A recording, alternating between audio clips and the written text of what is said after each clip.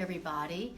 Anna Kujawa here, and I am sitting in for Earl Purdy. I'm doing his class today, and we are going to start with an opening meditation of just a couple of minutes, and to enable our minds to get settled in the moment, and then we'll get started with the session. So welcome everybody on Facebook as well. So happy to see you and to have you in this healing circle.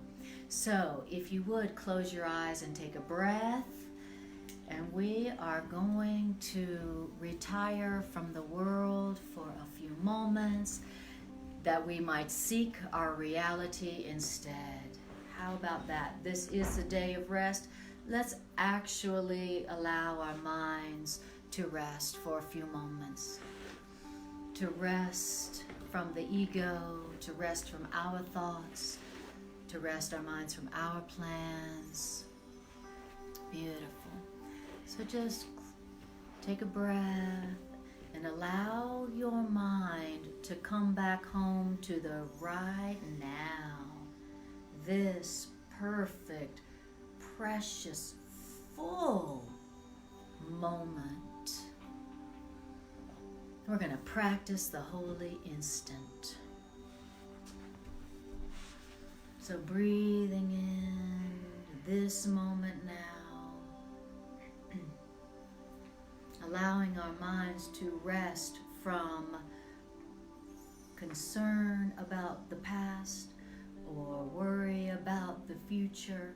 We're going to allow our minds to rest in the trust that this moment now has everything we need for peace, for comfort, for healing, for joy, for abundance, for inspiration.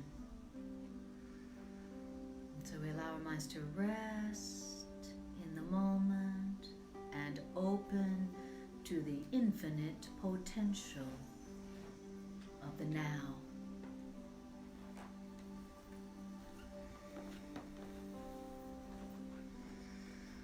And breathing in. Awesome. Allowing your mind to rest. We ask our minds to work so hard for us, planning and scheming and plotting and defending and analyzing and judging. Let's allow our minds to just rest. Rest from the need to know.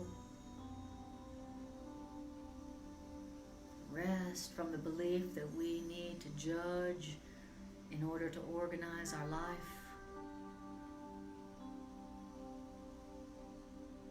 Rest from the need, from the belief that you need to plan for your safety and your security. Resting your mind from the belief that you can plan for your safety and security better than God. Rest your minds, that your minds may open, that your minds may open,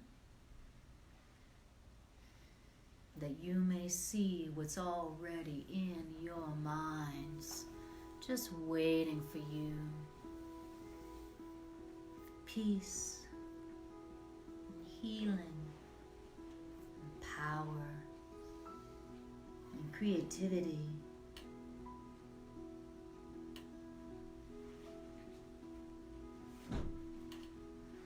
And breathe it in.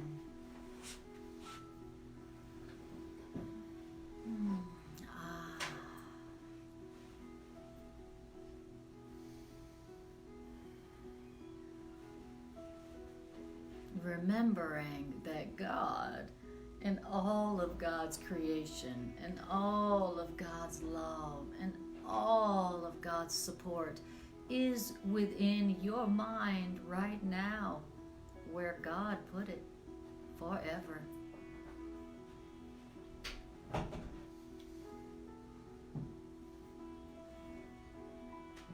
And so we now look within to find our inheritance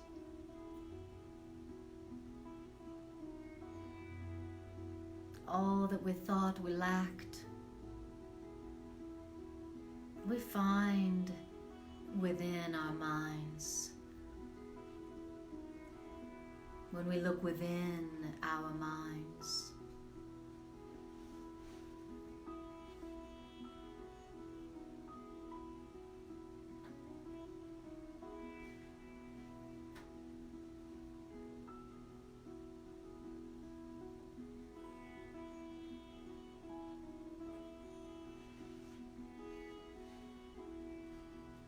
the joy of God is in my mind. I would like to find it. The peace of God is in my mind. I'd like to find it. And so we draw our awareness inward.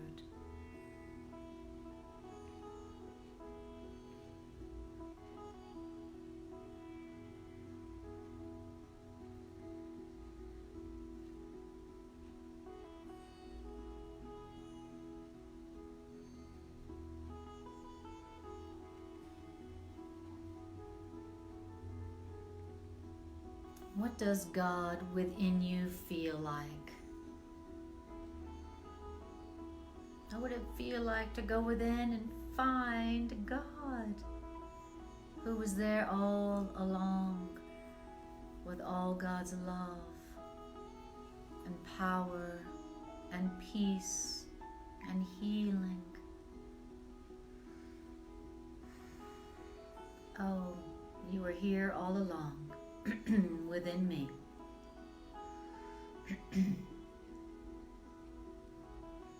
breathe it in.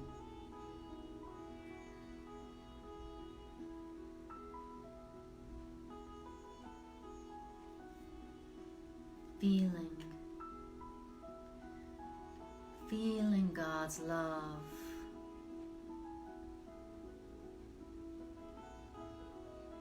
Feeling your own true completion. You are complete. You are healed. You are whole as you were created. Feel that fact and let that feeling heal you. Ah, it feels so good to feel whole again, complete, lacking nothing, having all I need.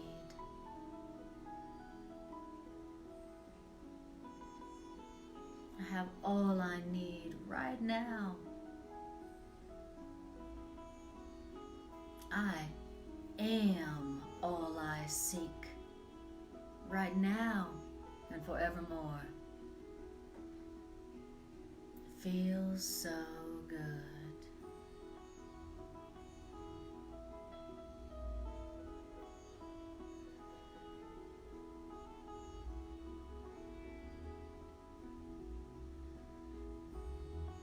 What does it feel like to feel complete and healed and whole?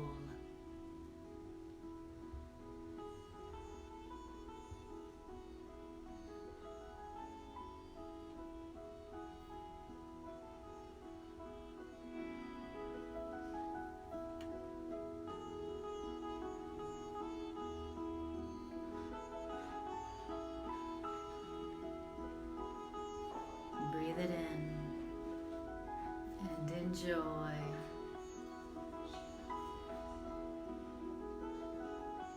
Peace is your inheritance. Peace is an attribute in you. It's yours. You can experience it now. You don't have to wait for heaven. Heaven is yours right now. You don't have to wait for heaven. You can say yes to it now. I say yes to heaven now. I say yes to heaven now.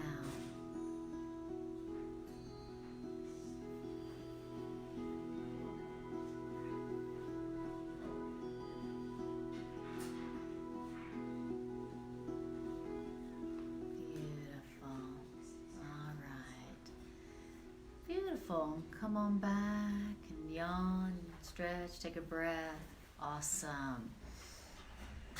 All right. Ain't it good to go back home for a few minutes? Hi, dear. Isn't it nice to go back home? Heaven's like, oh, we missed you. We missed you. Where you been? You're like, hell. Oh, really? Why were you in hell? You know, to get something. You know, to get some specialness, you know. Oh, well, isn't that special? We're just glad you're back.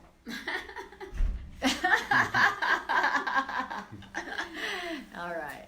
So, where we are at today is we are chapter 20, the Vision of Holiness, Holy Week. So, chapter 20. So, this is Holy Week, and so this section is called Holy Week. All right, and welcome you guys online. Les says, what does it feel like to be complete and whole? Yes, that is a good question. And oh, Marina, hi Marina. Beautiful to see you too, my friend. Okay, and my hair too. My hair's also happy to see you. It's like, woo, Marina. All right. So, guys, we are talking about Holy Week. So, let's hear what Holy Week is about. It says, this is Palm Sunday, which indeed it is. What is Palm Sunday? Well, according to A Course in Miracles, Palm Sunday is the celebration of victory. Okay, so what are you supposed to be doing today? Celebrating a victory. Okay, good to know. What kind of victory are we supposed to be celebrating today? Woo! We're supposed to be celebrating the acceptance of the truth. I accepted the truth. It's a miracle. That is a miracle. That is the ultimate victory. When we go, instead of what I was telling myself, what I was believing about myself, what I was believing about the world, I actually accepted the truth today. And that is the ultimate victory. That is the ultimate triumph and the ultimate victory. And we're going to do it today, and we're going to celebrate that today. Sound good? Yeah. Anybody could use a victory today. Woo. Okay. Okay. Anybody been feeling like under the thumb of the ego? Okay. Slightly. Yes, okay. So we are going to experience the victory today where we accept the truth about ourselves. All right. So then it says, so let's not spend this holy, which means happy week, brooding on the crucifixion of God's children, which is us. So you know how typically in Holy Week, we're thinking about the crucifixion. Poor Jesus. And look what you did to him. Look what you did to him. That is brooding. That is brooding on the crucifixion. Look what happened to poor him on behalf of guilty us. Right? That's brooding on the crucifixion. It says, let's don't celebrate this. This is supposed to be a happy week, not guilt week. You know, you've heard of Shark Week, you heard of Bikes on the Beach Week. You know, this is typically guilt week. And you say, no, that's the wrong interpretation of it. It's supposed to be Holy Week. Holy means happy. Means celebrating victory, not brooding on the crucifixion. It says, in other words, we're going to spend this week happily celebrating our release. Not our crucifixion, you know, but celebrating happily our release. Our release from what? From crucifixion. Okay. Gee, what kind of crucifixion are we talking about? You know what you do to yourself. You know what you've been doing to yourself last week. And this morning. Yes, right up until today. We're going to celebrate our release from how we crucify ourselves and how we crucify each other. In the name of love. Aw, isn't that special? It says, because Easter is the sign of peace, not pain. It says a slain Christ has no meaning. That's completely meaningless. The picture of the Christ who's on the cross, that is completely meaningless. That is meaningless. Okay, that's not what is the truth. That's not what any of this is about, and that's not what any of us should be looking at or focusing on. You know, what happened to those who would be good. Okay? It says, but a risen Christ becomes the symbol of us and our forgiveness on ourself. The resurrection becomes the sign we look upon ourselves as healed and whole. Okay? So what is the resurrection? It's a symbol. It's a symbol. A symbol of what? What happens to you when you forgive yourself? Oh, you go from the slain Christ, look what they did to me. Look what they did to me. Look at my tears. Look at my blood. Look at my pain. Look at the damage that the world did to me. And then when you forgive yourself, then you go from being this damaged person, look what they did to me, to a resurrected soul.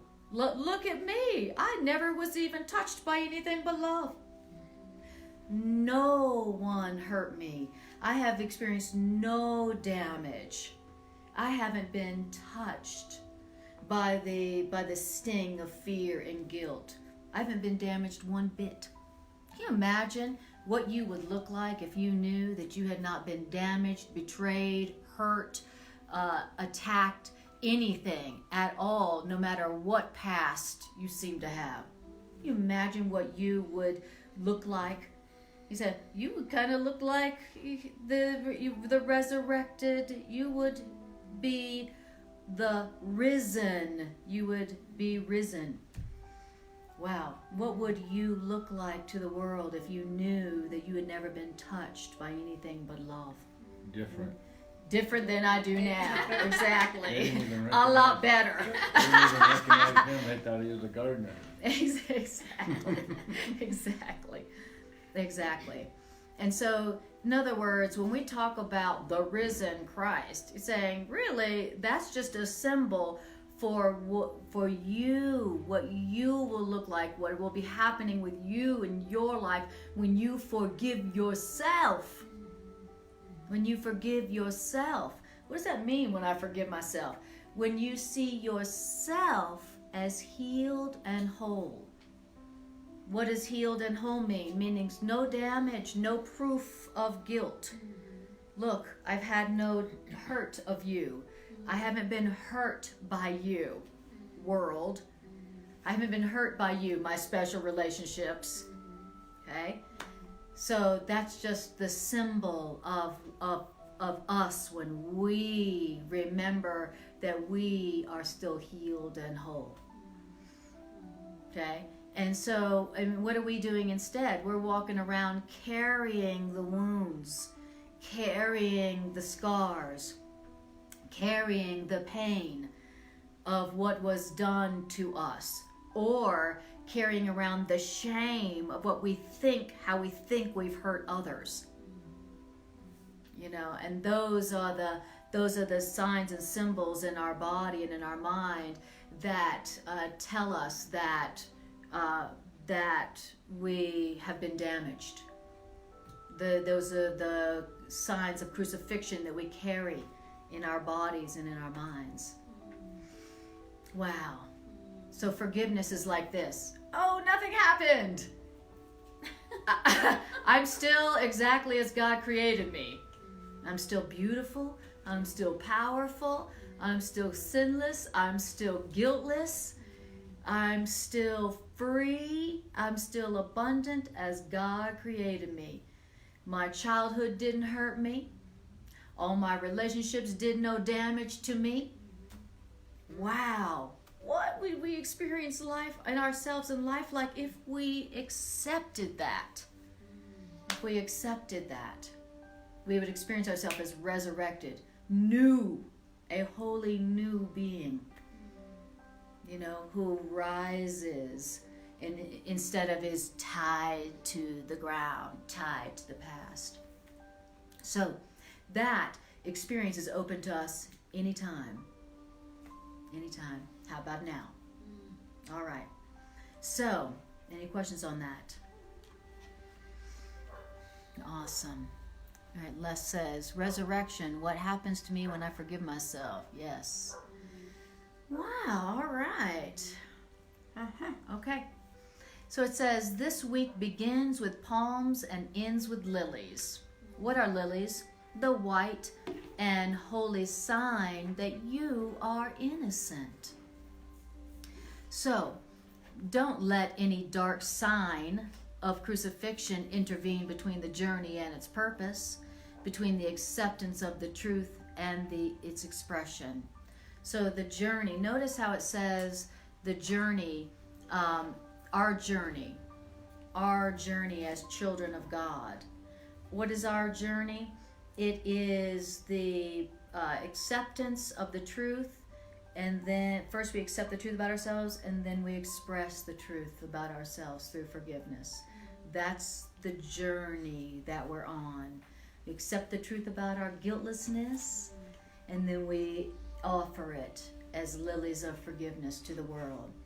That's what we're here for. That's the journey that we're on. Okay? And don't let any dark signs of guilt and shame and sin do what? Intervene between the journey and its purpose. All right. Then it says, this week we celebrate life and not death. How do we do that? We honor the perfect purity, the perfect guiltlessness of all the children of God and not their sins. Okay? So what are we going to do? How are we going to celebrate life this week? We're going to honor everybody's guiltlessness. Our guiltlessness, their guiltlessness. We're not going to focus on our own sins, what we feel guilty about. We're not going to focus on what we think they did to us. We're not going to focus on what we think we did to them. We're going to celebrate life instead of death. Okay? That's what Holy Week is about. Okay? So that's what we're going to do this week. And then it says, and so here's how you do it, just in case you're wondering. You're like, that sounds nice. I have no idea how to do that. Exactly. How do you do that? Because I'm not very practiced at that. How do you do that? Here's how you do it. You offer each other the gift of lilies. The gift of lilies, which means the lilies of forgiveness, and not the crown of thorns. You're going to offer each other, the way you do it is you're going to offer each other the gift of love and not the so-called gift of fear. Okay? Again, how do I do that? Well, here you are, you stand beside your brothers and sisters. You got thorns in one hand and lilies in the other hand. Uncertain which to give. What's it gonna be today? I've got lilies of forgiveness and I've got thorns, which I know they do deserve. You know how fun that is. Exactly. Yeah, I can give them these lilies of forgiveness, or I could give them the thorns of guilt, which they do deserve. And that's us. That's our position right now. Here we are standing next to each other, thorns in one hand, lilies in the other, uncertain now which to give. That's what's going on right now in your relationships. And the only two choices. And that's your only two choices. That's it. It's your only two choices. Lilies of forgiveness or thorns of guilt, thorns of sin. Okay? Now, then our teacher says, so now that you're standing here with the both hands, our teacher says, join with me now and throw away the thorns. Throw away the grievances. Throw away your grievances. Throw away your shame. Throw away your guilt. All the reasons why you think your grievances are justified. And we know you got them. We know they seem very justifiable. Our teacher says, join with me now in deciding to throw away the thorns, and decide with me now to offer them the lilies of forgiveness to replace those thorns. That's how we do what it said to do. This is how we do it. This is how we do what? This is how we celebrate life this week instead of death. This is how we celebrate life. All right. This is how we honor the perfect innocence of the children of God. Okay. Now notice that it's just a decision. It's just a decision. That's all it is. It's not, putting them on the courtroom stand and cross-examining them and then telling them what they did wrong. And then once they say, you're right, I was wrong. You're right, I'm wrong. It has nothing to do with that. It's just a decision. It's just a decision to honor the truth, to accept the truth and honor the truth. That's what it is. Okay? That is the only way for us to experience our own resurrection, our own triumph over our own ego. That's the only way to experience our own rising from our own past. Wow. So anybody in here like to rise from their past? Mm-hmm. Anybody in here like a past, like a future unlike their past? Okay. No matter how right and justified you feel about your grievances or your shame, no matter how justified you feel in that, offering release from guilt to them and yourself is the only way that you can rise like a phoenix from the ashes from your own past, from your own devastated past, where you were always devastated. I'm devastated. I'm devastated by what they said. I'm devastated by what they did. Or I'm devastated by what I said or did. Right? That is the past, where we were devastated by what we thought was done to us or what we felt that we had done to others. This is the only way to rise and to resurrect like a phoenix from our own past. We're going to have to just go ahead and make the decision and release our brothers from guilt. Just throw away the thorns of the grievances that we are pressing onto their forehead. Let go of judgment. Let go of judgment. Let go of grievances. Let go of the belief in sin. The belief in sin, the belief in guilt is the crucifixion of ourselves and each other. Okay? The crucifixion is just the symbol of what the belief in sin and guilt does to us. It crucifies us. And it's not true. Hey, wait a minute. I'm crucifying my body and my peace and my abundance and all my relationships for nothing? For real? No. I'd rather die a painful death than acknowledge that I've been crucifying myself for nothing. Right? So it's just a decision, and until we make that decision to throw away the thorns, then we ourselves will continue to experience ourselves as devastated. All right. Any questions or comments on that? Awesome. All right. Love it. Then it says this. It says, this Easter, our teacher says to us, I would have the gift of your forgiveness offered by you to me and returned by me to you. Because we can't be united in crucifixion, which means in death. Nor can the resurrection be complete till your forgiveness rests on everyone as they are, along with mine. All right, so that's what this holiday season, this time really is about. Offering forgiveness to everyone. It's just like, I offer my forgiveness that it may rest on everyone. Why? Because I want to rise from my past I don't want my past to become my future. I don't want my past to follow me any longer. I don't want to be haunted by my past anymore. I don't want to keep repeating my past. I don't want to keep crucifying myself with my past. Oh, well then you're going to have to stop crucifying everybody else for their past. Which means crucifying everybody else for their ego. You know? Yes. So in other words, releasing them from the guilt relative to their ego and ours as well. Okay, any questions or comments? How does it feel to hear these ideas so far today? More peaceful. Does it feel more peaceful? Right on. I love the reminder that it's just a decision. It's just a decision. It's just a decision. And that the guilt and the sin that I perceive in myself and in others, it never was true.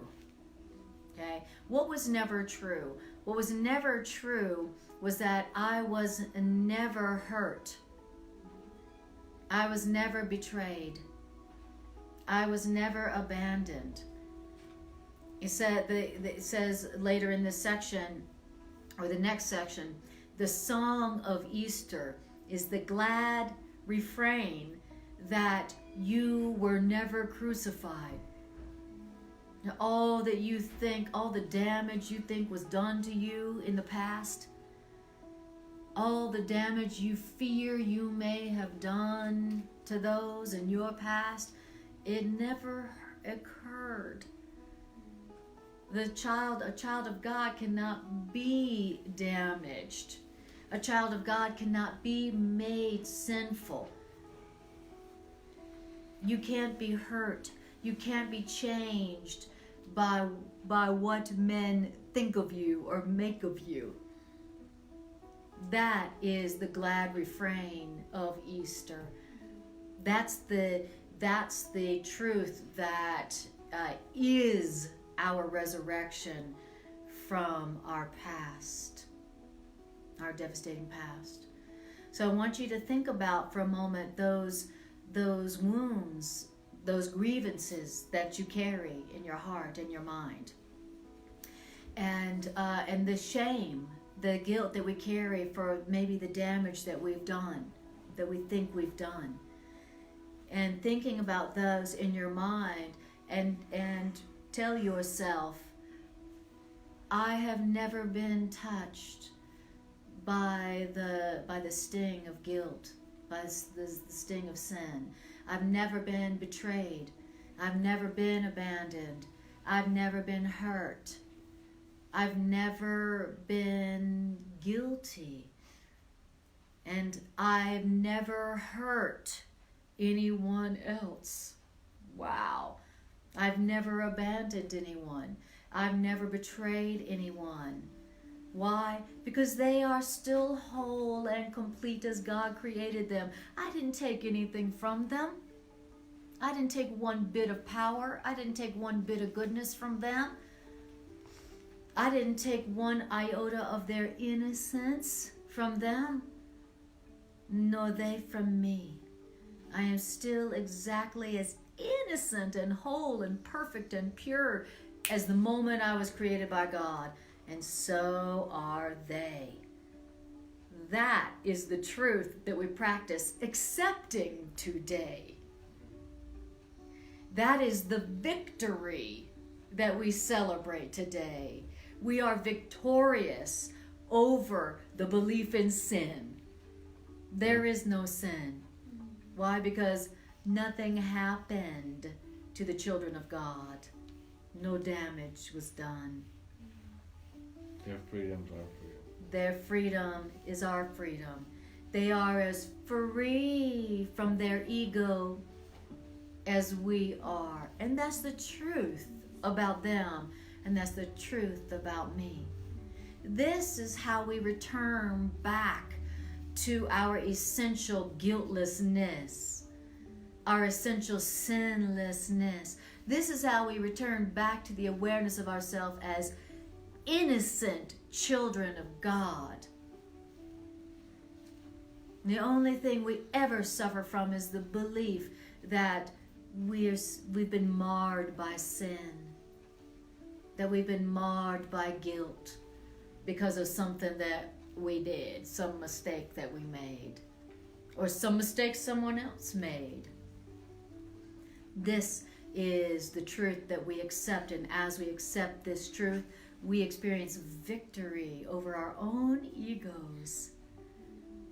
And we rise from our past, where we were constantly devastated by what others did to us, or by what we think we did to them. Wow, how beautiful. How beautiful. I love it. Beautiful. How beautiful. In this moment, we can accept the truth and be born again, born anew, resurrected like a phoenix from the ashes, flying over the battlefield, victorious. That's what we're celebrating today.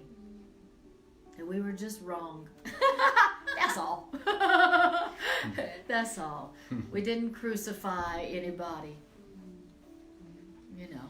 And so all those folks who are sitting there going, look what you did to me. Anybody in here still have people in your life going, look what you did to me? I do. Look what the damage you did to me. Okay? Right. Yeah, anybody got any of those? I just wanted to call you, honey, to remind you of the damage that you did to me. I sent you a picture of my face to make sure you remembered the damage that you did to me.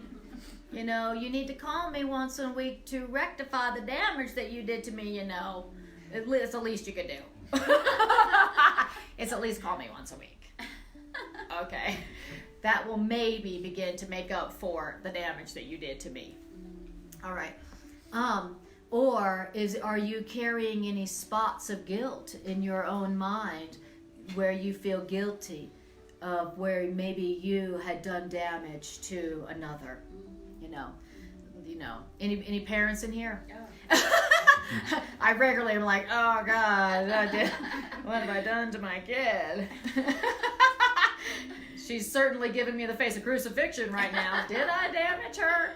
She's kind of acting damaged. She's acting real damaged right now. As a matter of fact, she wrote me a whole text about how I've damaged her. You know, I have to remind myself weekly, don't apologize for being a bad mother. I have to remind myself, because she would love for me to feel guilty. So I'm sorry for being a bad mother. I have to watch myself from apologizing always. I'm sorry. I'm sorry from hurting you. I'm sorry for damaging you. I'm sorry. I really do believe that I am guilty, that I have done damage, which means I'm insane, because I really do believe that I can change God's creation into something that God didn't will it to be. Right. The great creator, all-powerful creator of the universe created its creation as it would have it be. But me, I can reduce it to a little pile of shreds. Right. Because I didn't call them back. Or because whatever. That is how arrogant my guilt is. Okay, that's how arrogant my guilt. Guilt is the ultimate arrogance. Guilt is the ultimate blasphemy. Guilt is the belief that your belief about yourself is more true than God's. God created me, but the way I think of myself, I'm the authority. That guilt and shame is the ultimate blasphemy. Ooh, wait. Guilt is the ultimate blasphemy? Yes, you believing your perception is truer than God's. And God is saying, look, you can't hurt my kids.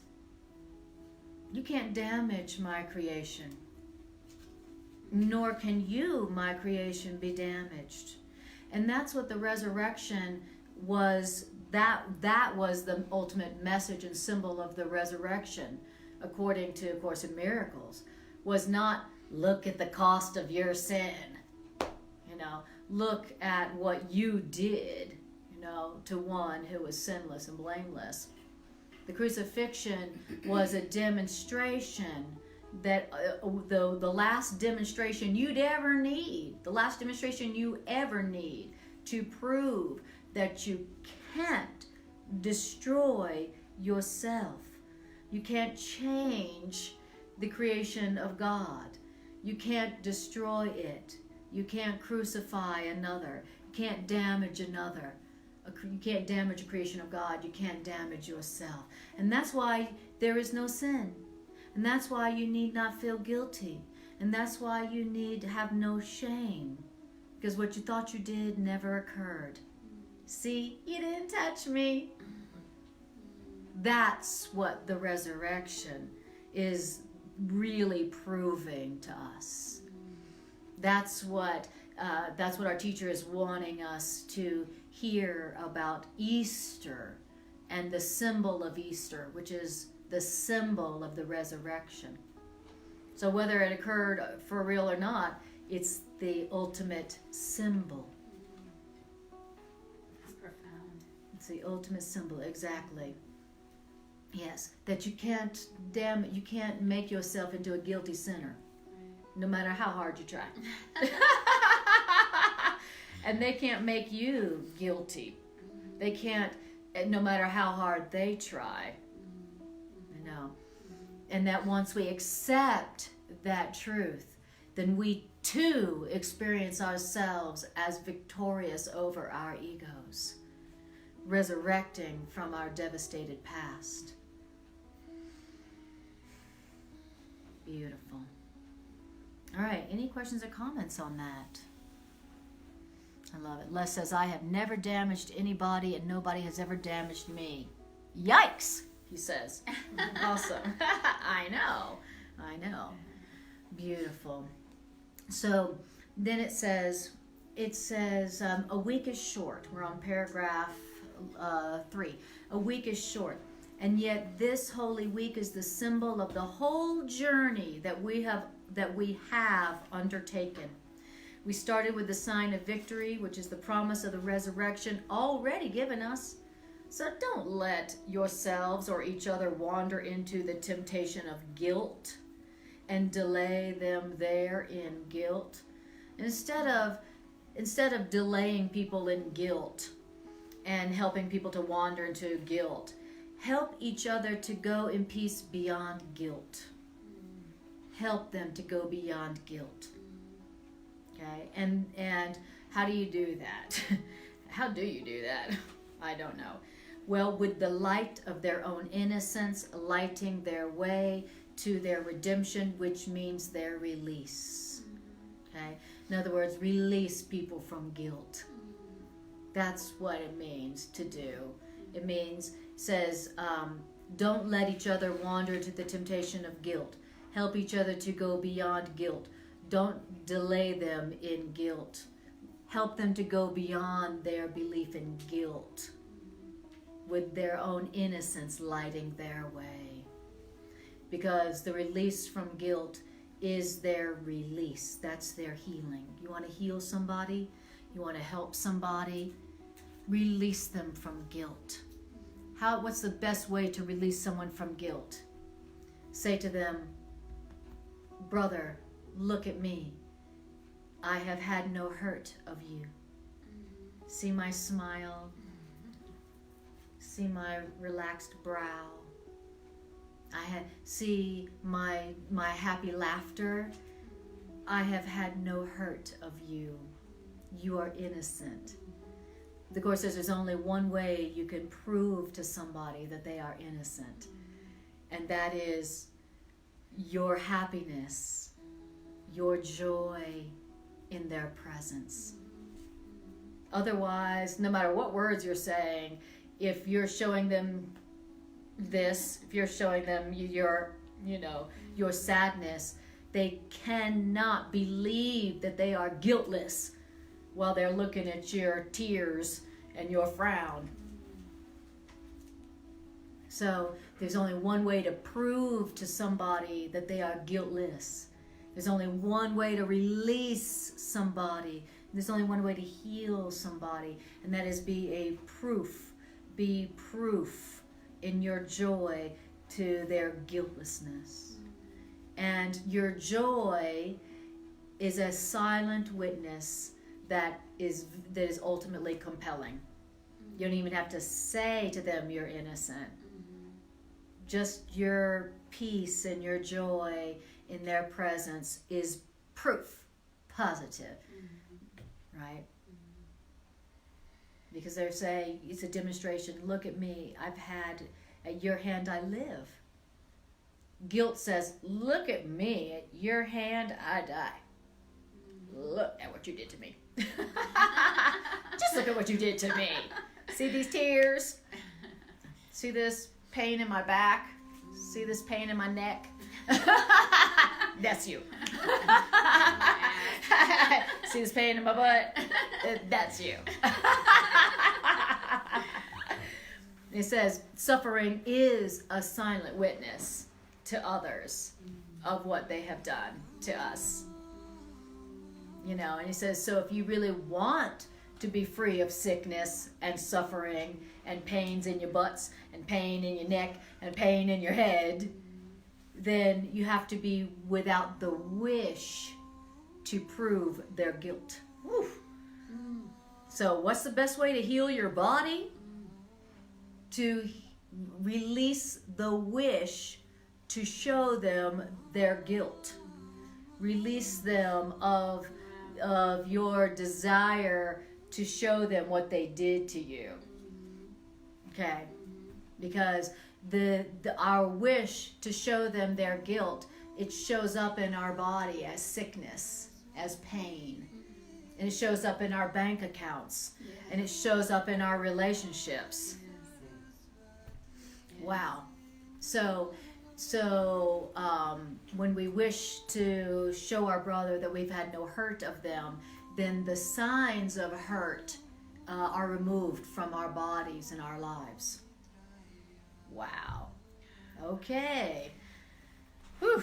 So beautiful. So it says, in other words, don't hold everybody back with thorns and nails of guilt when their release from guilt is so near. Wow.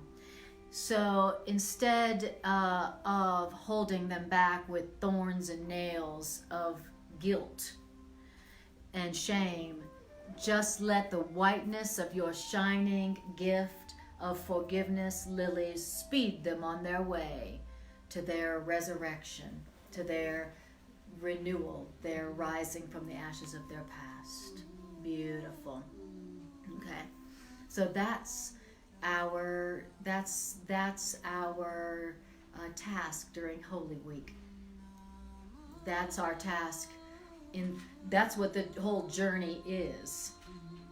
You know, the journey that we're on is the journey of release. The journey we're on is the journey to accept the truth of our guiltlessness for ourselves, and then to express it through forgiveness. That's the path that we're on. That's what A Course in Miracles is. It's the manual for that path. Okay? Thank God. Course in Miracles is a path. It's a spiritual path. And this is the manual that goes, okay, here we go, class. Here we go, folks. Here's the curriculum. Accept the truth about your guiltlessness. Accept the fact that you were created as guiltless. You were created as sinless. That's the only way you can be. You can have a dream of sin, but that's the worst you could do. And then we're going to work on accepting that fact, and then we're going to work on expressing that. Through, how do you do that? Giving people lilies of forgiveness instead of thorns of guilt and shame. Beautiful. And that is the message of Easter, according to A Course in Miracles. Beautiful. All right. So, we've got about 5 or 6 more minutes. So, what did you guys hear in this? What is the value that you've heard in this today? How can you use this right now? I think the biggest thing that I learned through hearing this is the greatest gift that I can give Yes. myself Yes. is the release Yes. from guilt from what I think I've done. Yes. Yes. And that also my joy and my happiness Mhm. is the release that I give my brother or sister Yes. when they seemingly think they've done something. Right. Yeah. Yes. Beautiful. Thank you. The release Yeah. from the belief that you have done damage or that they have done damage to you. Yes. Yes. Yeah. Because a child of God cannot be damaged by an illusion. Right. Right. By guilt and sin is an illusion. It's not real. Right. Yes. Thank you. The takeaway that kind of hit me today was, the challenge of demonstrating forgiveness. And you did a really Yes. beautiful job of explaining that process, that Mm-hmm. it's my shining, or it's my demonstration of joy in that person's presence Yes. that Beautiful. releases the guilt. Yes. Beautiful. It's that if I'm walking into that space Mm-hmm. and not providing that love, that guiltlessness, That innocence, joy. then I'm keeping it alive. Mm-hmm. Exactly. And so that was a really aha moment. That was a takeaway for me. Right Is how do on. I do a better job of saying, okay, I'm whole, you're whole, but then how do I demonstrate that? Exactly. Exactly. And that's a way of demonstrating it where you don't have to say a word. Right. Yeah. You don't have to know the right words to say. Right. Yeah. Yes. Thank you. Yes, Shay. Yeah, the one that really jumped out at me was mommy guilt. Oh yes. Yeah. Any moms in the room? That's right. Yes. Yes. Exactly. I've been Yeah. struggling with that this week, and just Mhm. sitting with the thought that I can't reduce God's beautiful little creation into Yes. anything other than what He wants it to be, Yes. and just to let it go and be a happy, whole mother and joyful for her instead Yes. of holding on to that guilt. Yes. Worrying that you can damage her. Oh, Yeah. Exactly. Spirit has to remind me all the time. You remember, you didn't create her, honey. Take on that Remember, responsibility. you didn't, exactly. You didn't create her. I know she may have come from your body, but she didn't come from you. She didn't come from you. You didn't create her, and you can't destroy her. You can't damage her. I was like, okay, thank you. Please keep reminding me of that. Even as she's telling me, look what you did to me. I wish I had a different mother. Okay. Oh. You're not my yes. Like I told my father one day, well, you're not my real father, and he was like, what? And I was like, I mean, like God. He was like, woo, right. Gotcha. And he got scared for a moment because he knew my mother, So he was like, what? I mean, God, my real father. But that's what we need to remember. We are not the creator of our children, and we, just like our parents, we're not our creators, and so, so we need to stop taking that responsibility, as if like, oh my God, their whole creation is up to me. But have a nice day. No pressure. Don't worry, you can go on vacation a few days each year. So yes, thank you. Anybody else? What you heard? What was a take-home releasing message? Yes. I like where Jesus said to join him and let go of the thorns, Yes. because it's just reminding again that this responsibility thing, he's just asking us to join him. He's not asking us to do anything. Yes, Come thank join you. me. I've already done it. I've already learned how to forgive.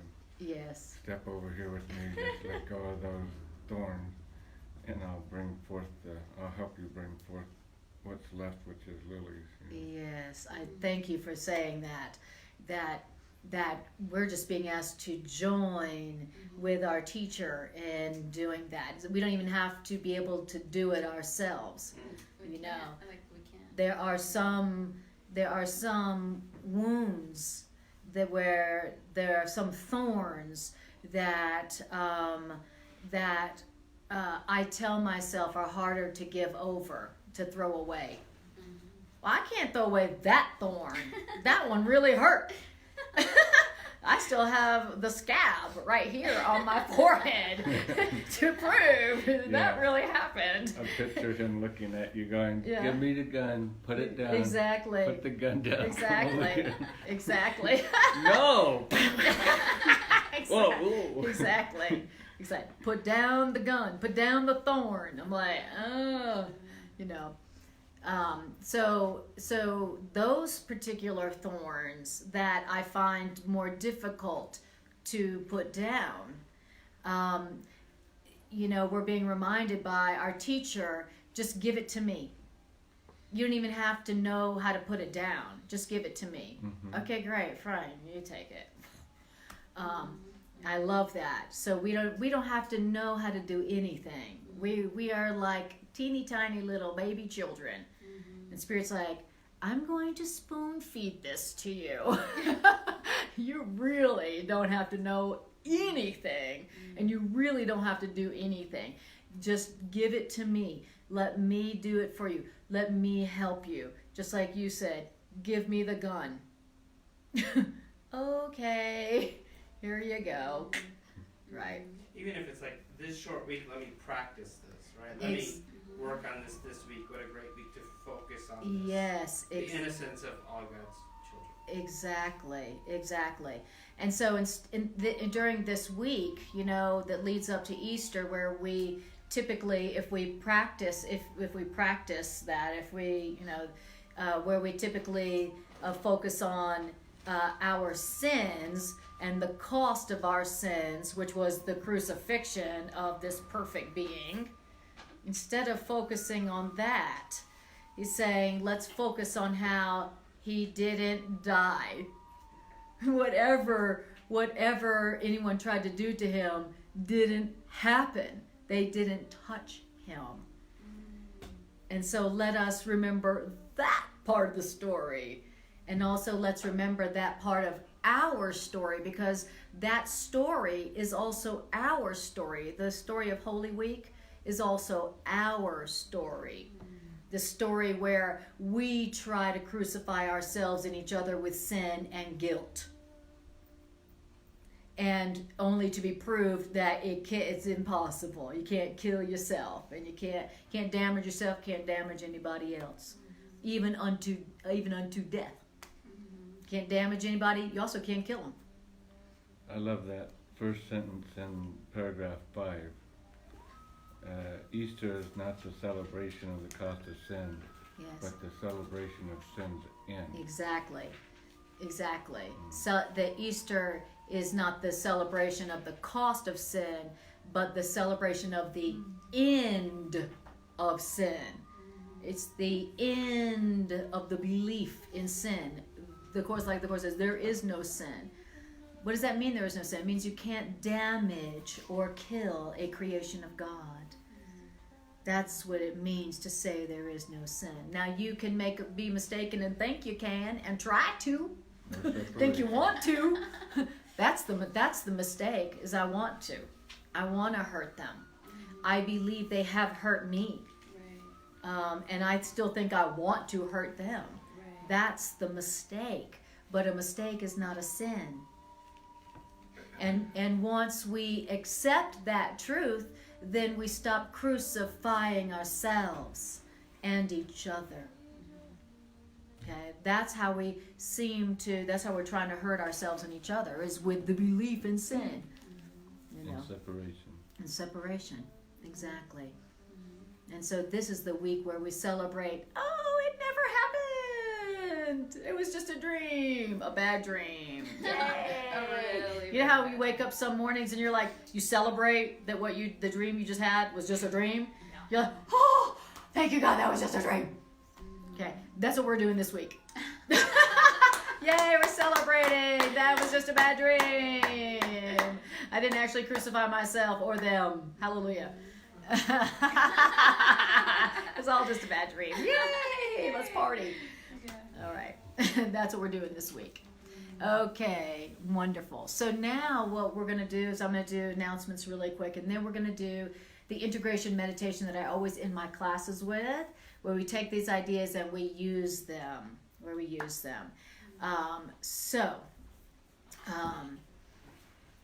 And it's a little past 1. If you need to go, you're totally innocent.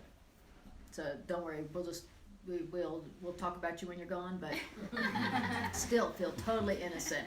Remembering that no matter what we say about you, cannot affect you. All right. Anne, are you going to do a love offering? Oh yes, thank you. Yeah. Thank you very much. I am. All right. You gotta pass this. Will you start that around? Just pass it back. All right. So I do Facebook live streams twice a week, Mondays and Wednesdays, 7 to 8:30 p.m. And on Mondays I do my own Course in Miracles class, 7 to 8:30 p.m. at the Rocky Mountain Miracle Center. That's in the DU area. I also live stream that. So 2 live streams a week, 7 to 8:30 p.m. Mountain Daylight Time. I'm a holistic psychotherapist, and I have a psychotherapeutic niche where I do psychotherapeutic support for people who are Course in Miracles students who would like some support in going through a transition, but would like that from a Course in Miracles perspective. So if you would like something like that, then go to my website, annakujawa.com, and go to the last page, find my phone number, and text me. Always texting is the best way to reach me. And for all those folks who have called me or emailed me and I didn't respond, I am sorry. I just get so overwhelmed with them sometimes. I lose track sometimes. So text me. Awesome. Okay, so now we are going to actually do something very radical and use the ideas. Great. I know that's very unheard of in a course class, but except for this class. But let's do something wild and actually use the ideas where we need them today. Now, where we need these ideas today is wherever we have been crucifying ourselves with guilt, wherever we are experiencing the symptoms of crucifixion, wherever we're experiencing the symptoms of guilt in our body or in our lives or in our relationships. So I want you to close your eyes and I want you to ask yourself, where are the symptoms and the signs of guilt and sin and shame? Where are those signs and symptoms in my body or in my life or in my relationships?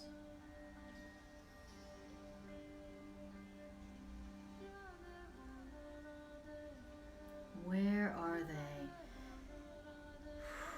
Wherever there's physical pain, wherever there's sickness, wherever there's relationship pain, wherever there's a seeming lack of resources or abundance, wherever you feel a sense of limitation, wherever you experience a lack or deprivation in your life, wherever there's relationship issues. And I want you for a moment to tell yourself the truth about those symptoms and tell yourselves, these are the signs and the symptoms of my belief in damage that's been done to me or damage that I have done. In other words, guilt or sin. And take a breath. And tell yourself, today I accept the truth about myself and everyone whom God created. The creations of God cannot be crucified. They cannot be damaged. They cannot be touched by anything but love. I have not touched the creations of God with my ego. My ego hasn't touched the creations of God with the poisoned sting of guilt.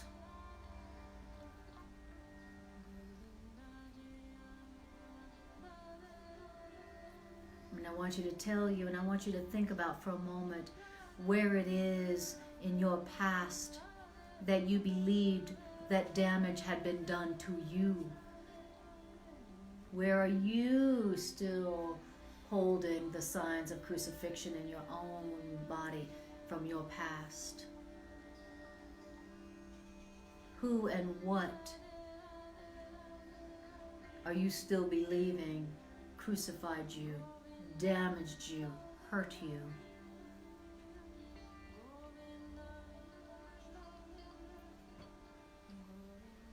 And now we say, today I accept the truth that I remain exactly as I was created by God. I am still whole. I am still complete. I have had no hurt of my brothers or sisters or from the world. And take a breath.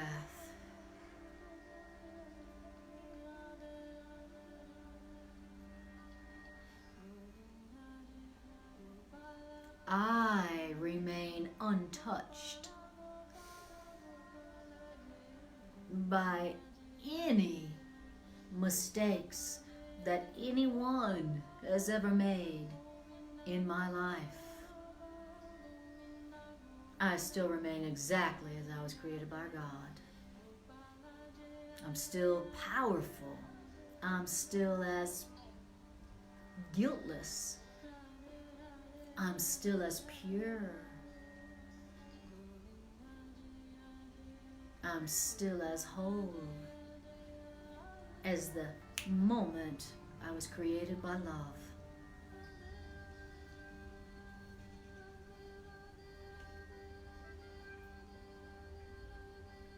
And then I want you to bring to your awareness someone who believes they have been hurt by you and who have been showing their hurt to you.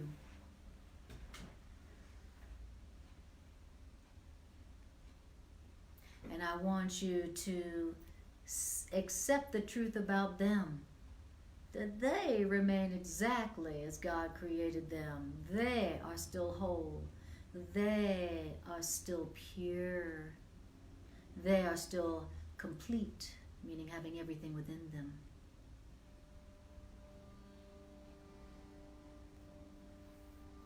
And then I want you to ask yourself, who is it that I have been offering thorns to this past week? And I want you to see that person in your mind's eye. And I want you to notice that in your hands you have thorns in one hand and you have lilies of forgiveness in another. And I want you to look at those, and I want you to decide with your teacher to throw away the thorns. And I want you to imagine yourself giving to this person the lilies of your forgiveness. The truth that you have had no hurt of them, you have had no damage of them. And I want you to imagine giving to them gratitude. A lily of forgiveness in witness and in gratitude. for the love that they did give to you. And take a breath.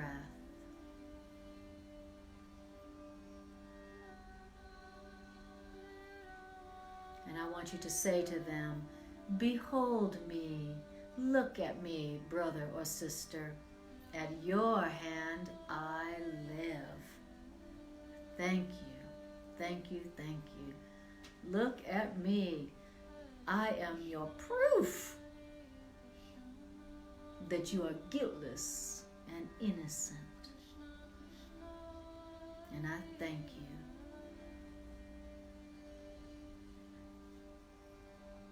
And then I want you to bring your awareness back to the center of your own being, noticing how it feels to have offered lilies in place of thorns.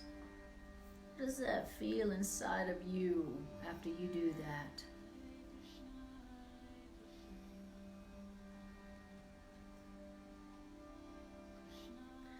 And then I want you to see in your mind's eye someone who had been telling you that you hurt them, and I want you to see them saying to you, look at me, at your hand I live. I thank you for the love that you gave me.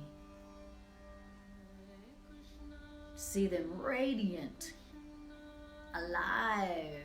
See them victorious over their ego. See them having risen from the devastation of their past because they wished to hold no signs of your guilt in their body.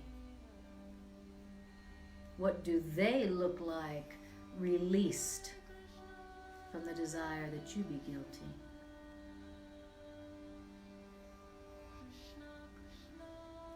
How beautiful they look. How radiant. That's what your Savior looks like when you see him.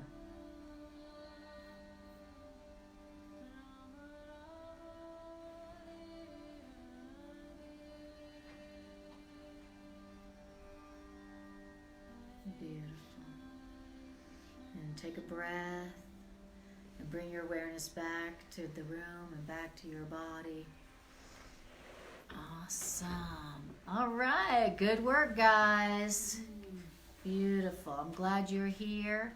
Thank you for being here. Thank you guys on Facebook for joining this healing circle.